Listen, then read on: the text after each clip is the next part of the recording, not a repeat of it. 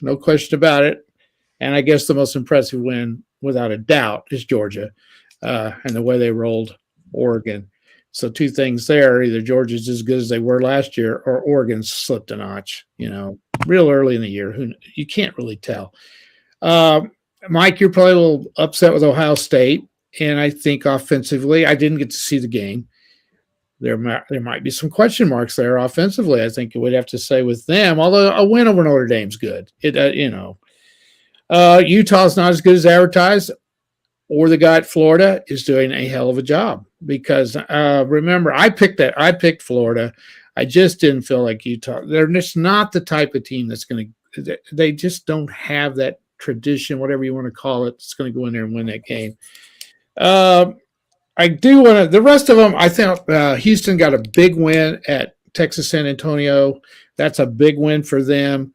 Down the road, if they keep winning, they're going to get into that top 10 before it's all over with. If they end up 12-0, and that's a game they had to win, a tough game for them, and they got through it. At the end of the season, nobody will care what the score was. So I was very impressed with Pittsburgh. They're better than I thought. Arkansas and Cincinnati, huge win for the Razorbacks, Jared. Huge. Doesn't matter how you get it, you win it.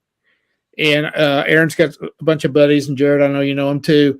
And they were griping about the way Arkansas was playing. It doesn't matter. You win that game, and that's a great win over Cincinnati. And evidently Cincinnati's pretty good too. I thought maybe Arkansas would roll them, and they didn't. And the big one for me, Aaron and I'm a Hawkeyes fan. 7 points against who was it? South Dakota State. South Dakota State. 7 points, and 4 of them are on 2 safeties. Who in the world has ever heard of that before? And that's unbelievable. 7-3 win. They should refund everybody that bought a ticket to that game. That game went into half 3-3. I think there were 17 possessions featuring 15 punts. I think the longest drive was 27 yards in the first half. It was atrocious football. You mentioned Oregon getting blasted. You talked about Utah, bad day for the Pac-10. It's going to be tough for them to get a team into the Final Four now because of that. Oklahoma looked good. I was happy with their performance. And then, Ohio State not ready for the Bama status that they were being given. It was my main takeaway. You got to blow out Notre Dame in that game if you're going to. And I'm with you, Papa Dude. I gave out 2 bets: Bama first half and Ohio State. We go 1-1. That was not fun at all. We got to get through that. Hey, we had a monster performance on the racetrack yesterday. Yes, you did. If you haven't watched the race on the YouTube channel, Jared and Magic's reactions are hilarious. Watching Flightline absolutely roll yesterday by over 20 lengths in a field that wasn't great, but wasn't awful either. Monster performance. Comes back a 126 buyer, which, by the way, the second highest buyer ever behind just Ghost Sapper. So monster number comes back from it. Aaron, what did you think of Flightline's performance yesterday?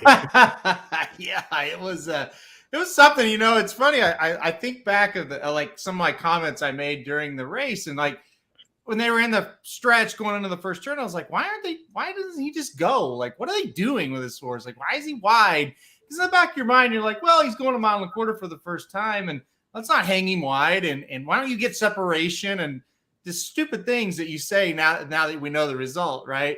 He took over about mid-stretch or about mid on the backside, and I kind of got the urge, and I told Dad there, I said, I think he might be starting to just run away from them. And he's like, it's early. And then when he got to the stretch, I said, I think he might win this by 20 lengths. And we're like, surely somebody will make a move. Surely he'll hit a wall. And it's like, oh my God, he's not going to stop. He's not hitting a wall. He's actually getting faster.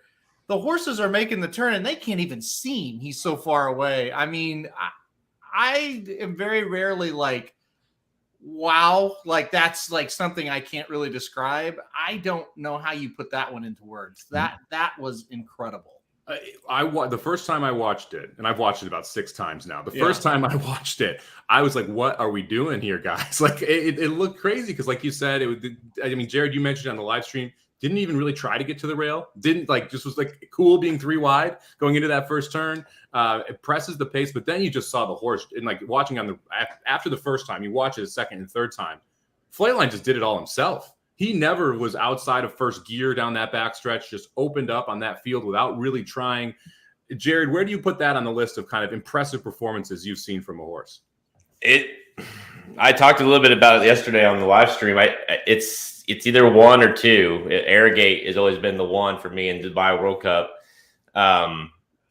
But that may have pushed it over to 1. I think he might be a better horse than Arrogate, simply. And I just think that performance was just when you have guys that have been in the game a long time that are saying that that's secretariat and I get that that's a hard comparison, but that says something, and you got guys in the game, you see, read the quotes after the game. I mean, Bob Baffert and every trainer in the race was like, yeah. What were we supposed to do? That horse is unbelievable. So it's just everyone is in awe of this horse. I think it's the best performance I personally probably have ever seen. And since we've been following racing back in, was that Halterman 2008, 2007? So yeah. Yeah, I mean, this was easily in a short list for me. A couple, Zenyatta winning her first classic was phenomenal, but that's a horse that came from behind and didn't really demolish a field like this. Beholder's move in the Pacific Classic comes to mind, but again, this was just otherworldly in this sense. I thought the best thing I heard from a trainer out of this race was actually Baffert, who said Country Grammar thought he won the race. He thought the cheers were for him because Flightline was so far ahead. The horse came back thinking he won that race. That's how much he got beat by. So I never saw him. It's just crazy to think about that and kind of put that in perspective. All right, let's head over to the best bets for the day. We got 5 of them here. We've got a full house. Magic wasn't able to join us, but he did phone a friend here and drop in a CFL bet. So Magic going with the Winnipeg Blue Bombers today, laying the 3 points. He sent me a text about this. It was a lot of words. I'm not going to go into them, but take the Blue Bombers today, -3. They're about even money to win the Grey Cup now. I know that. So that's a good thing. They should roll tonight. Magic, again, we've been making fun of him for picking the CFL. He's killing it. He's got 2 underdogs that have both won. He's won his last 3 bets. Hopefully we can keep the CFL rolling after that nice over he hit, which, by the way, was hilarious. We were texting, and they kept scoring 1 point at a time and kicking field goals. It was a wild game that actually went over. But, hey, Magic, keep killing the CFL. I love it. All right, Papa Dude, you're going to head over to LSU and play the Superdome game tonight. Tell us a little bit more about why you like LSU. Well, I would love to get one right. I would really make my day if I could get one right. I'm picking college games. I've done fantastic, except my best bets, and it's really frustrating. But the line is 4 now. When I bet it, it was 3. So anyway, 3 or 4, I would bet it anyhow. I just think LSU can cover that. I was reading this morning from some clown on a website with free college picks, and he was so impressed with Florida State's opening win. And I'm thinking, they played Duquesne, and I didn't even know Duquesne had a football team. I mean, how could he be impressed with he was going on, I'll tell you, they rushed for 400 yards. Well, they're playing a high school team. They should rush. I mean, that doesn't impress me, the 47-0 win. I like Florida State's coach, and I think they'll play well tonight. I just don't think they're going to beat LSU. I just don't. And the quarterback that transferred from Arizona State to LSU is pretty good. I think Brian Kelly will know how to handle him. I think they cover this. I'm pretty confident going into this one tonight. So I like the Tigers. Yeah, I like LSU here as well. Tigers. I hate the Tigers, but I like them in this game. SEC 10-1 against the spread in this young college football season. 10-1 already for the SEC. Yeah. So again, proving their dominance there. Before we jump into the best bets at Saratoga, let's talk about a couple of the key races today. We've got the Green Flash over at Del Mar today, and that's featuring the return of Lieutenant Dan. Jared, are you excited to see Lieutenant Dan back in action? Yeah, and it's a win and you're in. So we got a win and you're in today with the Breeders' Cup turf sprint. So yeah, and by the way, speaking of that turf sprint, yeah, like you said, Lieutenant Dan tried to win that thing last year, and we haven't seen the horse since. He tried to win that thing last year to Golden Pal, of course. You don't need to say anything about Golden Pal. So a horse that we haven't seen since November is dicey. But you look at the way this horse is. I mean, he's always, oddly enough, it's very consistently takes horses. This always happens when I talk. It does. Come on, and no one takes what I say seriously because everyone's laughing every show. I take it seriously, Jared. I listen to it. I mean, Halterman has no idea what I've said so far. Yeah, but he doesn't take anything. Plain and simple, Lieutenant Dan, he takes the layoffs very nicely. Not a problem. He's got his legs back. I think he'll be tough to beat. Yeah, I'll just chime in too, Mark. One of my favorite characters ever in a movie. He's got to be one of the top 5 I'd like the most in a movie. Lieutenant Dan. Yeah, well, not just the way he played the character. He was fantastic. Sitting on that damn shrimp boat. Remember that? That was so funny up there. Bossing old dumbass around, old Forrest around. That was funnier than hell. Have you seen Forrest Gump, Somich? I have seen Forrest Gump, yes. I understand all the references. I actually didn't think that was that great of a movie, so that's why I'm not as into it. I knew it was coming. It was fine the first time, but on rewatch value, it's a solid 4 out of 10. It's not wonderful. Oh my gosh! Do you know? The other night I've never seen the first of it. I had never seen the first of the movie, and I watched it the other night. I finally saw the first of the movie. I think it's a great movie, don't you, Jared? Oh, I think it's an American classic. It is. I mean, it's got some quotable lines, run, Forrest, run, all that stuff. But come on, it's not that good. By the way, the rewatch value on that movie is a 10 out of 10 in my opinion. I agree. I've seen 100 times, and I hate movies. I hate them. That's blasphemy. Hey, what all right, anyway, Aaron, movie ever created? So what's Altman think? What is the question again? What's Are we talking about the race of the movie? I think the movie is. I think it's great. Yeah. Wow. See, that says something from him because he hates every movie. Yeah, I think. I do too. I hate every movie. I wouldn't see Top Gun. It forced me. It's too long. No way in hell I'd go see Top Gun. No way in hell. Listen, the new Top Gun is 100 times better. Totally. I don't give a shit about that kind of stuff at all. No, you would like it. No, dude, it's so good. I loved it. It's better than the first one. Even Somich liked Top Gun. What does that tell you? Top Gun's a good movie. Yeah, sorry, that's a winner. Yeah, I mean, the first one or the second one though. I never saw the first one. I'm the only person on the face of the earth that never saw E.T. Yeah. Wow. Yeah. I've never seen Jurassic World. There's no way I'm going to go watch that shit. I'm just not. E.T. is overrated, I think. Hey, I'm with you on that one. I definitely agree with that. I don't think it's great. I rewatched it with kids, and I was Why I want to watch dumbasses roaming around with dinosaurs? Who gives a shit? Jurassic Park is excellent. E.T. is overrated. E.T. was cool when it came out, but it just doesn't hold up to the test of time. No. Okay. Aaron, who do you like in the Green Flash today? It's Lieutenant. Last time I'm asking. We're just going to go to spin away if you don't answer the question this time. I like Lieutenant Dan to win this race. You know, he's come off layoffs before and run okay.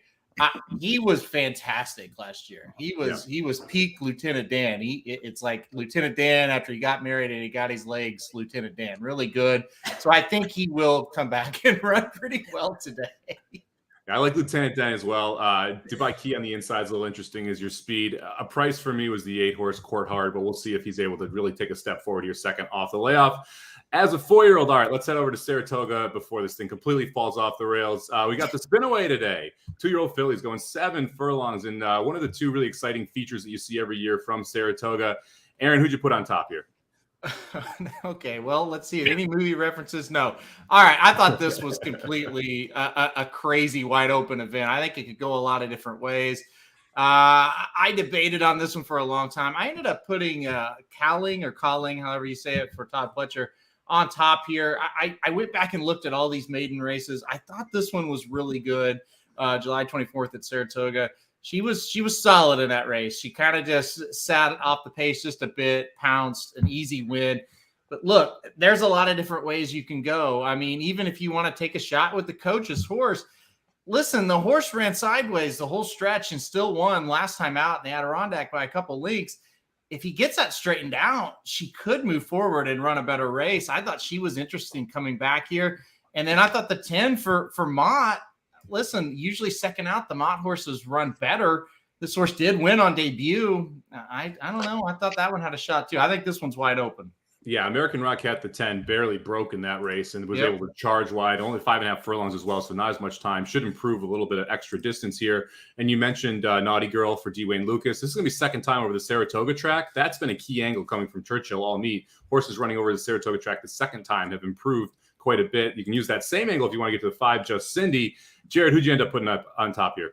Yeah, when I was going through and trying to decide, what horses I might like or might want to use for my best bet, this race, I'm with Halterman as far as my top pick, Cowling, but I was quickly no, not touching this one. This is not my best, because this is you mentioned a bunch of them, Naughty Gal and Just Cindy, the Justify filly, then Leave No Trace, and there's an Aunt Shirley. I'm sorry, Aunt Shirley is the that's two of them. There's two of them, yeah. I was thinking of Aunt Shirley earlier, though. Wonder Wheel. The list goes on. They all have a big shot here to win this thing, and so I can't pick it, but I am on the one to win this thing. And by the way, before this thing ends, sorry, I'm going back to it. I want everybody's favorite movie of all time. That's all I'm saying. I really want to know this, guys. Think about it before the show ends. You got to give it. Okay, continue on. All right, we'll close the show with the favorite movie of all time. I just want to give everyone a little bit of time to come up with it, so we can think about it. Yeah, I like Aunt Shirley in this spot. Brissett picks up Irad for the mount. It would be interesting to see how well this horse runs first time over this track. But for me, Aunt Shirley at 5-1 was kind of the right price. Although I respect Colling as well on the inside. Thought it was interesting that Saez ends up on Just Cindy here and not Naughty Gal after winning that race. So we'll see what happens there in the spin-away for the 2-year-old fillies. All right, let's go on to best bets here. And we've got back-to-back races, so we'll just take them down in order here. And you're going to notice a trend as we go through them. So, Aaron, you want to kick us off here? Race number 6 at Saratoga. Who you got? Yeah, this is more of just I think this first-timer here has caught the right field. So race 6 is a maiden special weight, and the 4, Pure Pauline, is going to be my pick here. She's the only first-time starter in the race. Okay, but you look at the horses that have started, they are going to have to improve if Pure Pauline can run at all. None of these horses ran very well on debut. They all lost by multiple lengths, really didn't show a ton. Pure Pauline has been working out pretty steadily. The pedigree is there, obviously, a curling horse out of Keen Pauline, who was a pretty quick horse as well in her own right. Pletcher, Irad. It's more for me of, hey, if the horse can put 2 feet in front of the other, probably going to outrun the rest of these. You're not going to have to be a world beater to win in this race. If you're a first-time starter, I think it's a great spot. I think the horse is bred to win first out, working out like the horse is ready. I'm going to go number 4, Pure Pauline. Yeah, this is an interesting race, especially with the spin-away later in the card. You can find, obviously, 3 came out of the Prank race, and Prank was phenomenal in that. So 3 of those starters coming back out of that race. The 7, Vahaba, coming out of the Kaling race. The 1, Binksy, coming out of the American Rocket race. So you have a couple of horses that faced spin-away contestants that are running in this race. So if any of them run big, it might tip the hand to which race or which horses might perform well in the spin-away there. All right, I'll head to my best bet. 1 race further, I'm going to go with the number 4 horse here in the 7th race. I'm going to take the second time out, free look for the Chad Brown barn. Go back and watch this replay. Just a brutal trip out of the 10 post that day. The horse doesn't break very well, gets spun wide by the 7 in that race, ends up in last place, does make the rail, but then on the backstretch starts running up and it has to check off heels. And so you have 2 parts of trouble plus the 10 post for free look, who ended up running second in that race. And by the way, Be Your Best won that race. Be Your Best looks like a phenomenal horse. So you have a very good race, a horse that had an awful trip, was still able to make up ground, and now is coming back, and I don't see any world beaters in here. So if we get anywhere near 3-1, I'd be phenomenal. I'm expecting you're going to end up somewhere around 8-5 here on the 4 horse free look. So give me the 4 free look in the 7th. Jared, did you take a look at this race at all? Yeah, I liked your horse. That was a horse that I considered using.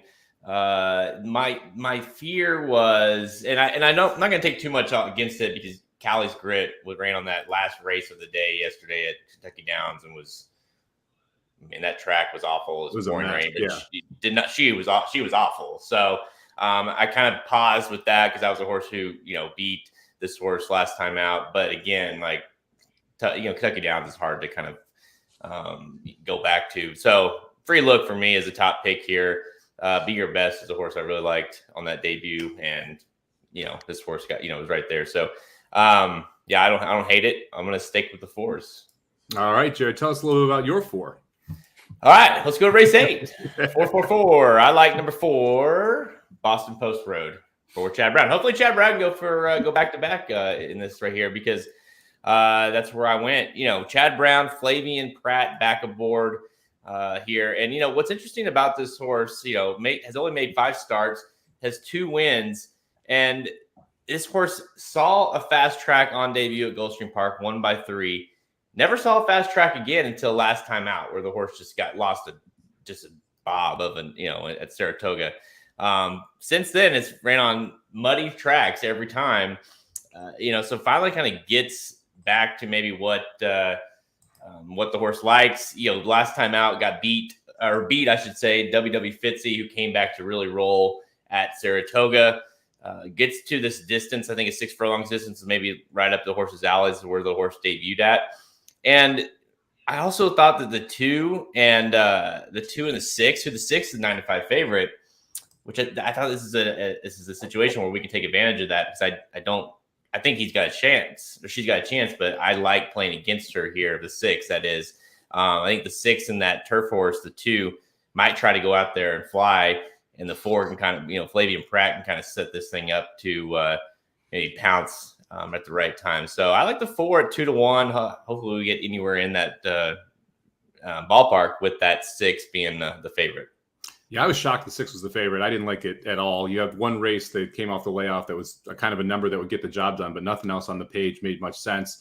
I was bummed that the 1 scratched out of the spot. I thought the 1 looked pretty good, but I did end up with your 4 on top here. Aaron, did you like the 4 here as well? Yeah, who I had on top was a 4. The 6 is interesting, coming off a huge race, and it was first time for Lobo, and for somehow improved tremendously off of Brad Cox, which I found interesting for sure. But it's one of those ones where it's like, I will pay to make sure that horse can do that again, meaning I'm going to go against her, because I just don't know if she can repeat that effort. If she does, we're probably in a little bit of trouble with this 4. But I'm kind of with Jared. I think the 4 is going to run well. I like that the horse got an out over the track last time out, and beat WW Fitzy in that race, and that horse came back to win. So, and WW Fitzy's a really nice horse in general. Has won a lot of races, or at least been competitive in a lot of races throughout her career. So, no, I'm with the 4. I think it's a good pick. I think it just feels like a horse that, it's a $500,000 horse, Peter Brandt owned.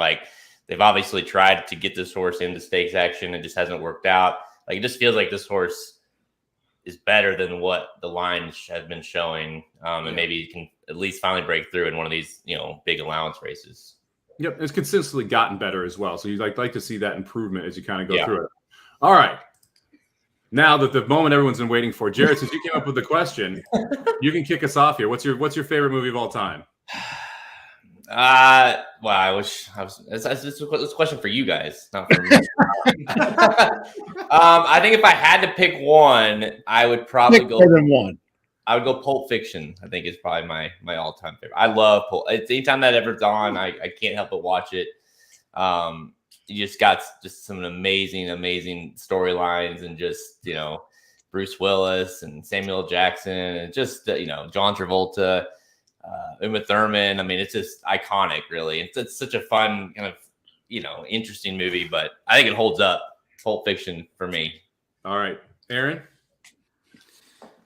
Pulp Fiction, good one. Let's see. Never seen it. You've never seen it? I knew you'd never seen it. I'm immediately questioning your thoughts on Forrest Gump now. So.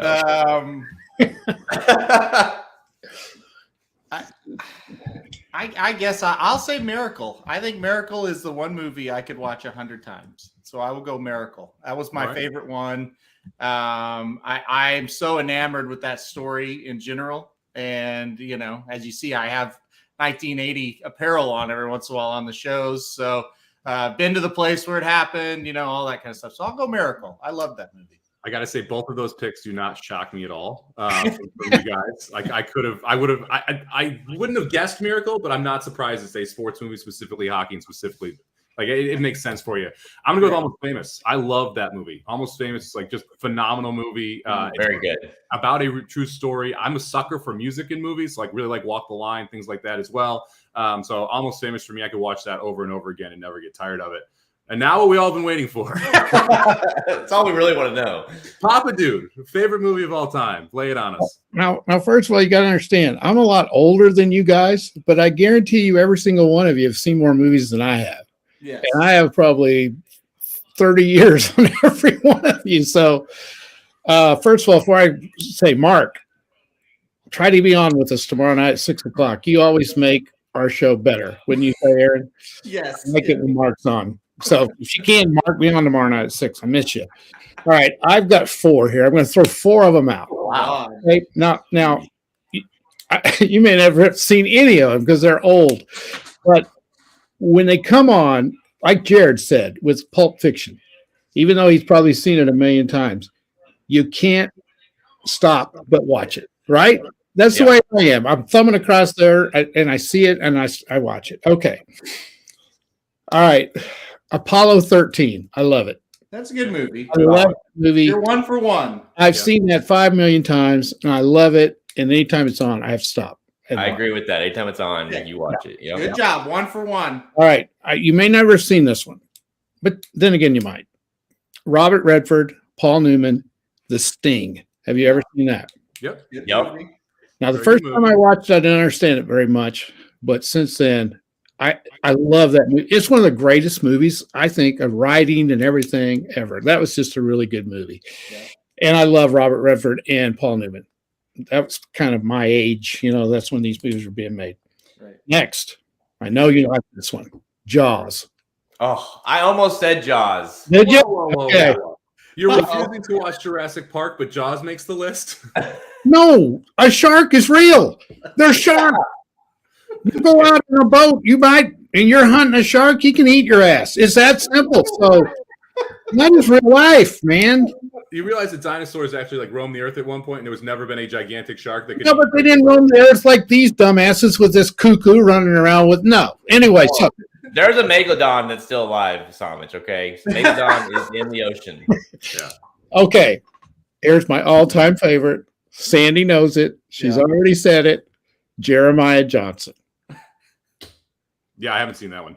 I don't even know what that is. I've unfortunately seen it because I watched it with him. It's not that good. Okay. The first 3 are like, I would not watch Jeremiah Johnson again. You wouldn't? No, I don't get why you like it. Okay, well, that's fine. I knew no one would know this one, but I think it's my favorite. He's a mountain man. He's into mountains. It's great. It's a great movie. I think Robert Redford might be my all-time favorite actor. Jeremiah Johnson is a really boring movie. No, it's not. It's great. And anyway, The Wizard of Oz, Sandy mentioned it. It's a great movie. Yeah, it's a good one. It really is a great movie. I wouldn't say great, but it's good. I finally have outgrown it. How many of you, were you guys all scared to death of those flying monkeys? I remember watching that movie as a kid, and I was terrified of the monkeys and the witch. Yeah. I didn't like the Scarecrow. The Scarecrow for me is what just didn't do it. I mean, you know, like freaking Scarecrow walking around and talking and shit. Like, no thanks. I couldn't. You're not supposed to be afraid of the Scarecrow, Somich. But the Scarecrow coming to life is scary stuff, man. There's no flying monkeys around me all the time. When you're driving around, you see scarecrows all over the place. I remember when I was a kid, the flying monkeys, I knew when they were coming on. I just had to leave the room. I mean, it was. How did no one say Remember the Titans? I kind of thought somebody would say Remember the Titans on this. That's a great movie. Remember the Titans is a good movie. Like, sports movies just for some reason can't make my top of the list. I can't like say. Somebody said Hoosiers. That's a great Hoosiers is a great movie. I'm a little upset no one said National Treasure because that movie is phenomenal as well. It's a good movie. For rewatch value, National Treasure is right there as well. You know, Mike's on a whole different level than the rest of us, wouldn't you say? Yeah. He's intellectual. Yes. Yeah. I don't know if saying National Treasure, a Nick Cage movie about a fictitious American history is. I will say, I'm really surprised. It was a good pick, Somich, but I'm surprised Almost Famous was your pick. I wouldn't have guessed that. Oh, I love that movie. It's a great movie. I can watch Almost Famous. I could watch it every day and not and I'd be into it every single time. Like it's phenomenal. Now, here's the question. Papa Dude, have you seen Almost Famous? No. You knew it. You would like Almost Famous, Papa Dude. Okay. Yeah. I will do that. You know what I almost said? I almost said Roadhouse. That's one of my all-time favorite movies. Oh, God.